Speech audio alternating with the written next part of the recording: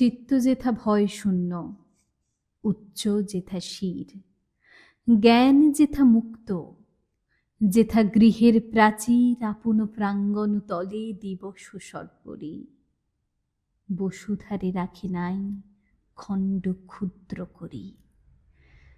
যেথা বাক্য হৃদয়ের উৎস মুখ হতে উচ্ছ্বসিয়া উঠে, যেথা নির্বারিত স্রোতে দেশে দেশে দিশে দিশে কর্মধারা ধায়, অজস্র সহস্রবিধ চরিতার্থতায়। যেথা তুচ্ছ আচারের মরুবালু রাশি, বিচারের স্রোত পথ ফেলে নাই গ্রাসী, পৌরুষেরে করেনি শতধা।